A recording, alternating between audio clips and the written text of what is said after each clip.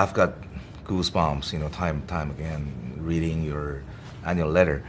So your foundation got a lot of phenomenal success and incredible progress. But among all those achievements, what would you consider to be the most invisible achievement that is a no to people? Well, I started the foundation work back in 2000, and then in 2006, we had this incredible thing where Warren Buffett made the biggest gift to someone else's organization that's ever been done. And that came as a surprise to us, so it's allowed us to be very ambitious. He's a very good friend, has given us lots of advice.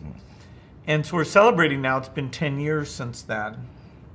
It's been an amazing time period. I think the thing I'm most excited about is that we built a strong organization and partnerships so that all these problems that we're going after, we could bring together the community of tuberculosis people or reproductive health people. The most concrete thing is the saving of child's lives. When I was first reading about this, wondering, since I have this money, that I don't think it's good for my kids, and I can't come up with any idea of how to spend it on myself. That's very touching. At that scale. What kind of philanthropy should I do? I was really amazed that for some of these childhood diseases, millions were dying, and yet the scientists and the buying of the vaccines and drugs, it wasn't happening.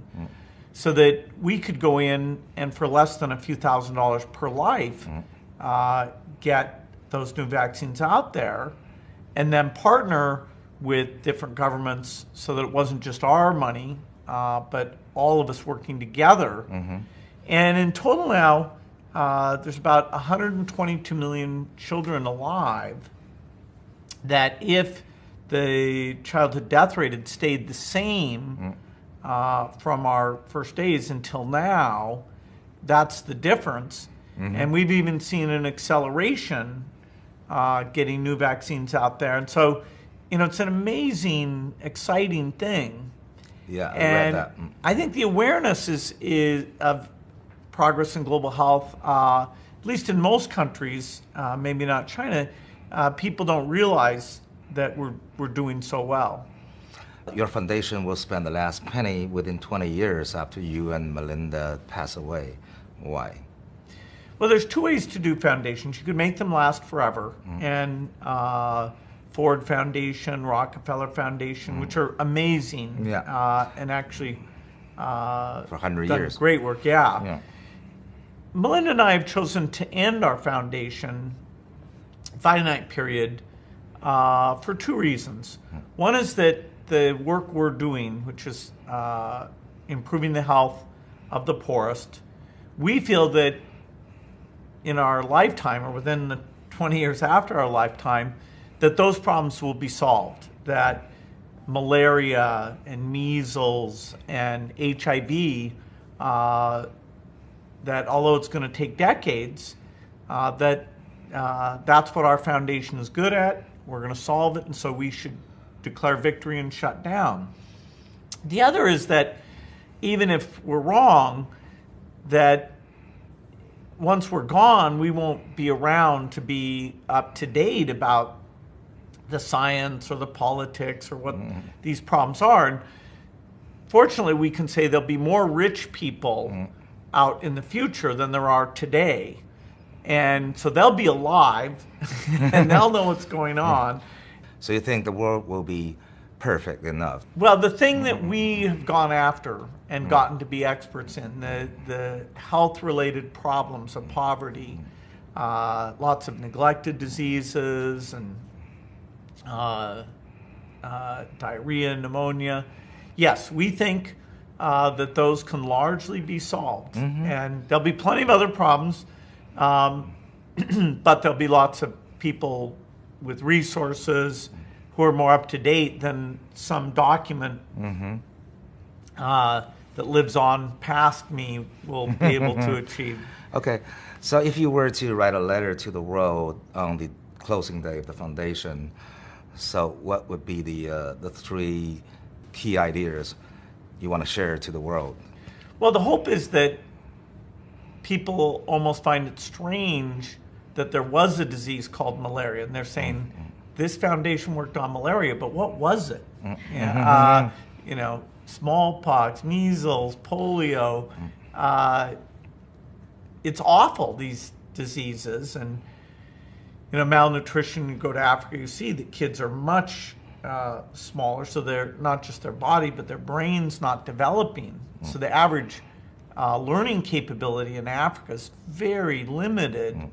And of course, China is this wonderful example that the nutrition improved, and at that time, investment in education took place, and market opportunity. And we're trying to get the rest of the world to be like the best parts of China, where people, in terms of health and education, are doing pretty well. And I think that can be everywhere. I predicted that we won't have these super poor countries, and so my letter will say, I predicted no malaria. Was I wrong? I predicted that most countries will be self-sufficient. Was I wrong? I predicted women will get to choose how many children they want to have and space their births, that will give them tools and education so they feel empowered in that way. And it'll be a lesson to future philanthropists. How did we do it, or what did we fail to achieve? That's one out of three. Your key ideas want to share, but anything else you want to say to the human being at that time? The basic belief that this is all about is that people, depending on where you're born, your opportunity is so different. And we were very lucky to be born in the United States. The interesting question then is it still the case that this being born in one place makes such a difference?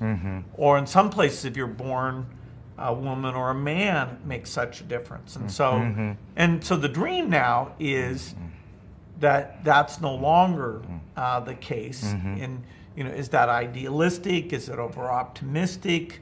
How do people think about it, or do they just take it for granted? Like, oh, why did, what was that? Was that a problem? Well, that's very touching. No difference. What about the final one? The final punchline you want to say to the world, to the human being, the time? Well, in education, health has been our biggest thing, driven by the sense of equity and this idea that people's curiosity, that it's fostered from a young age. And Melinda and I were very lucky. We had good teachers, good schools. But that truly, in the world today, is the exception rather than the rule. And so a lot of kids had incredible intellectual potential that the world's not able to get to. So whether it's their own personal enjoyment or just their ideas helping the world, we're far short of that. Now we're making progress. Literacy worldwide, that primary school piece, the world's come a long ways, even in Africa. The secondary school piece, not as much. But the classroom experience, it doesn't grab many kids. And so can we have teaching in, maybe with some software help or personalizing the learning for the kid? Or AI. Yes, exactly. That kind of sees when you're confused and helps you with those misconceptions. So have we turned learning into something that we feel like everybody gets to develop their mind and loves learning? It's less of this imposed by your parents type thing. And we're one of many foundations investing in new ideas about how do you train teachers and get good software working. And we haven't made that one, we've made less progress on than health, but it's also something we care a lot about. I wish the world will be like that, what you described. And, I have 39 million followers on Weibo, which is a Chinese version of Twitter. Yeah. So they have a question for you. millions of Chinese. Great. They have a question for you. And when and why the last time you cried or teared up? Yeah, I quite fairly easily, whenever you hear about somebody who's sick or, parent trying to help a child, even in a movie, if it's, some touching thing, there's one called Manchester by the Sea. I was definitely tearing up quite a bit watching that. Or I met a parent recently who had a kid who had some mental difficulties, and the parents were even disagreeing about how to help that child, but they both wanted to help the child. Anyway, it was a very amazing story. The most impactful stuff is when I go out and travel to Africa or India, where I see people in tough conditions. The most intense has been when I've met with these sex workers, and they tell the story of their life and how they found themselves in a tough situation, and how their children look at them, and so that sense that people care about their kids the same way wherever we go. I see that every time I get out in the field. Touched by real life. Yes, and to see a whole ward of kids with malaria and think, okay, we should have invented a tool. We will invent a tool that'll completely empty that ward. And that's when we are making progress on that. Used to kill 1 million children a year. Now we're down below 500,000, but that's still too many. You know China so well. You've been there many times, and you have friends there. You have Jack Ma. So what's your vision of the future of the country? Well, it's phenomenal how China has developed and the huge contributions it's making. China's 20% of humanity, and for a while, it didn't get to invent or provide 20% of the innovation. Now it's actually providing higher than that. And for a lot of the work, we don't even think about national boundaries. Microsoft was lucky enough to be one of the first companies to build a real research laboratory in Beijing, not too far from Xinguan. It was stunning how great the work was there. And that's a long time ago now, but it's continued. And all the companies, including the Chinese-based ones, we're all seeing the engineering talent and the innovation, and it's such a huge market. It's getting everybody to be smarter about things. So I'm a very global thinker, and it's so wonderful that China is doing more and more.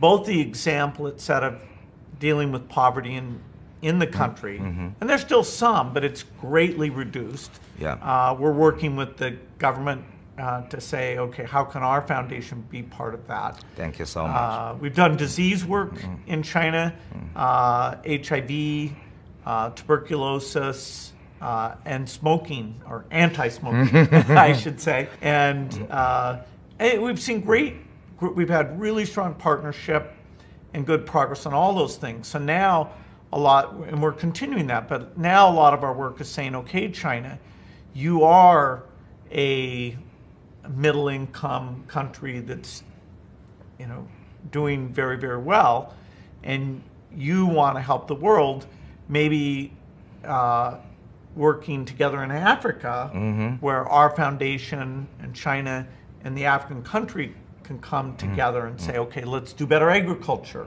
Let's take malaria. The most powerful malaria medicine was actually discovered in China, artemisinin. And we have a Chinese company, Ocma, that's making these special devices that keep the vaccines cold, which is an amazing thing. They've done a great job working with our foundation on that. Also, this equity agenda, not just improving the world as a whole, but also China saying, okay, we know what it was like over this 50-year period to organize the farming productivity, the education, where the government and the market would work together. And so that commitment to help the world, that level of ambition, it's very exciting. Thank you. And from your point of view, what's the biggest difference between American and Chinese entrepreneurs? Like you and Jack Ma, you know lots of them. Not much. You know, we're all optimists, excited about the future, willingness to take some risk. We all want to move faster. We have a kind of impatience about, okay, let's go do the thing. We both want to have a strong business so we can do more R&D, but we want to see, okay, what about schools? What about old people? What about handicapped, special needs people? Is this technology doing more than just helping those people that are well off? And so the amount of state-of-the-art work is pretty phenomenal. And the investments in the universities and research, in the case of the IT, the difference between China and the US is fairly small. In the case of medicine, the gap is still larger, but the gap is closing. And so there's been commitments where there's research affiliates, and a lot of Chinese people who are educated in the US are now going back to the top institutes and universities. And so China's contribution, even in that space, new drugs, new vaccines will be strong. Our foundation is invested in some key partnerships there. And so that I think that gap is going to get pretty small. So talking about the AI, did you read the news about the AI AlphaGo beats 60 top Go player in China, Korea, and Unbelievable. Unbelievable. In 3 days. Yeah, I'm enough of a Go player that I understood it's a big deal. Most people in the U.S. are like, what's 19 that? by 19? What is this thing? That doesn't look like chess. But it is incredible. And so what do you think about the AI can help philanthropy in the future? Well, AI is going to have this phenomenal effect, and mostly good, where the ability to help students look at images, understand what's going on. The one thing AI can't do yet is it can't read. But every company we've talked about, and some small ones in universities, are all working on that. So the idea of taking, say, a biology book and reading it, and then being able to pass a test or do experiments. That's the one last thing. The vision is good, the speech part is good, even the translation.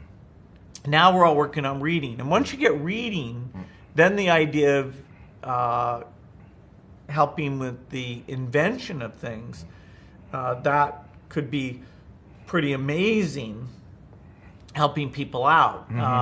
And so AI is the big thing happening. And it's moving right now faster than we expected. Yes. Like this Go result is a stunning milestone. Yeah. Thank you so much, Bill. Great talking with you.